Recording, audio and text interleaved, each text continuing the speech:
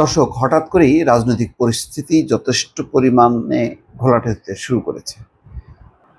আওয়ামী লীগ প্রসঙ্গে প্রধান উপদেষ্টার বক্তব্যের নিন্দা জানালো জাতীয় নাগরিক পার্টি। এই প্রথম প্রধান উপদেষ্টার বক্তব্যের নিন্দা জানানো হয়েছে।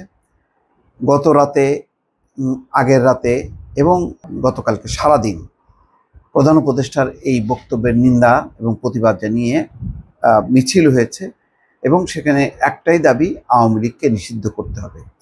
অর্থাৎ আওয়ামী লীগকে নিষিদ্ধ করার কোনো পরিকল্পনা সরকারের নেই। এই বক্তব্যের তীব্র প্রতিবাদ করছে এনসিপি, ছাত্রদের গঠিত যেই নতুন দল, সেই দল যারা গণঅভ্যুত্থানের নেতৃত্ব দিয়েছিল। এবং প্রধান উপদেষ্টার এই বক্তব্যের পর তো পরশু রাতেই বাদ প্রতিবাদ হয়েছে। গতকালকে বিভিন্ন সংগঠন সারাদিনই মিছিল করেছে এবং প্রধান উপদেষ্টার বক্তব্যের তীব্র নিন্দা এবং প্রতিবাদ জানানো হয়েছে। এবং আনুষ্ঠানিকভাবে জাতীয় নাগরিক পার্টি এই প্রথমবার, যাদের সমর্থনে ডক্টর মোহাম্মদ ইউনূস আজকে প্রধান উপদেষ্টা, সেই প্রধান উপদেষ্টাকে আজকে এনসিপি, যারা বলতে গেলে ক্ষমতায় বসিয়েছে, সেই এনসিপি ছাত্রদের দল, তারা ডক্টর ইউনূসের বক্তব্যের প্রতিবাদ জানালো এবং খুব কড়া ভাষায় সেই প্রতিবাদটা। দর্শক, জরুরি সংবাদ সম্মেলন করেছে এনসিপি। সেখানে নাহিদ ইসলাম নিন্দা জানিয়েছেন।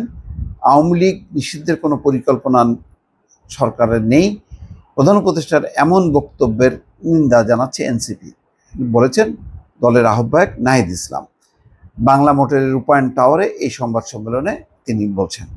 সংবাদ সম্মেলনে লিখিত বক্তব্যে নাহিদ ইসলাম বলছেন, আওয়ামী লীগ কর্তৃক সংগঠিত পিলখানা হত্যাকাণ্ড, শাপলা হত্যাকাণ্ড, আগ্রাসন বিরোধী আন্দোলনে হত্যাকাণ্ড, গুম, ক্রসফায়ার, ভোট ডাকাতি সহ জুলাই হত্যাকাণ্ডের বিচার প্রশ্নে কার্যকর অগ্রগতি দৃশ্যমান হওয়ার আগে রাষ্ট্রের দায়িত্বশীল পদ থেকে এই ধরনের বক্তব্য অনাকাঙ্ক্ষিত।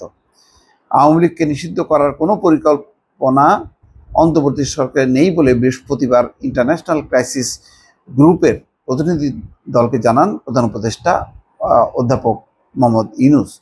বৃহস্পতিবার এই বক্তব্যের পর বৃহস্পতিবার রাতেই প্রতিবাদ মিছিল হয়েছে। গতকালকেও প্রতিবাদ হয়েছে। প্রধান উপদেষ্টার বক্তব্যের প্রতিক্রিয়া সংবাদ সম্মেলনে তুলে ধরেন নাহিদ ইসলাম। তিনি বলছেন, লিখিত বক্তব্যে বলছেন, ছাত্র নাগরিক অভ্যুত্থানের 7 মাস অতিবাহিত হলেও গণহত্যাকারী শেখ হাসিনা সহ আওয়ামী লীগের খুনিদের বিচারে দৃশ্যমান কোনো অগ্রগতি নেই। যদিও বলেছেন আন্তর্জাতিক অপরাধ ট্রাইব্যুনাল যে এই মাসের মধ্যেই একটা বিচারের দৃশ্যমান অগ্রগতি পাওয়া যাবে বা তারা দৃশ্যমান করবে আর কি। তারপরেও এনসিপি বলছে যে দৃশ্যমান অগ্রগতি নেই। সম্প্রতি জাতিসংঘের মানবাধিকার বিষয়ক কমিশনের প্রতিবেদনে সুস্পষ্টভাবে বলা হয়েছে, জুলাই মাসে বাংলাদেশের সংগঠিত অপরাধ আন্তর্জাতিক অপরাধের শামিল। আওয়ামী লীগের মানবতা বিরোধী অপরাধের ব্যাপারে এত সুস্পষ্ট আন্তর্জাতিক বক্তব্য থাকার পরও বিচার প্রক্রিয়ার ধীর গতি অত্যন্ত নিন্দনীয়। জাতীয় নাগরিক পার্টি অবিলম্বে জুলাই গণহত্যা সহ বিগত ফ্যাসিবাদী রেজিমে সংগঠিত গুম, বিচার বহির্ভূত হত্যাকাণ্ডের বিচারে দৃশ্যমান অগ্রগতি দেখতে চায়। লিখিত বক্তব্যে নাহিদ ইসলাম বলছেন যে সম্প্রতি অন্তর্বর্তীকালীন সরকারের প্রধান উপদেষ্টা মন্তব্য করেছেন, আওয়ামী লীগ নিষিদ্ধের কোনো পরিকল্পনা সরকার নেই। আমরা এই বক্তব্যের নিন্দা জানাই।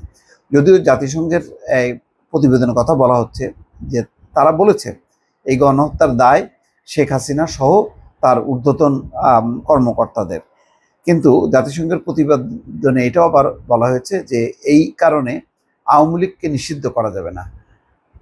এটা যদি করা হয় তাহলে গণতান্ত্রিক এবং মানবাধিকারের হস্তক্ষেপ হিসেবে বিবেচিত হবে।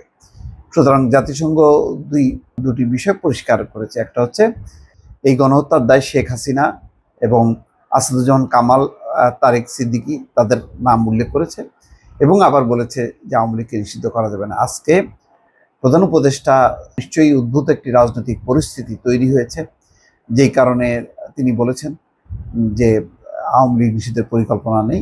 কিন্তু তারপর আজকে সারাদিন ব্যাপী জামাতের পক্ষ থেকেও বলেছেন যে আওয়ামী লীগের চ্যাপ্টার ক্লোজ, আওয়ামী লীগের পুনর্বাসনের কোনো চিন্তাই করা যাবে না। আর জাতীয় নাগরিক পার্টি তো একেবারে তীব্রভাবে এটার নিন্দা এবং প্রতিবাদ জানিয়েছে। ফলে সব মিলিয়ে রাজনৈতিক পরিস্থিতি আগামী কয়েকদিনের মধ্যে বেশ ঘোলাটে হবে বলে ধারণা করছেন অনেকেই। দর্শক ভালো থাকবেন, আল্লাহ হাফেজ।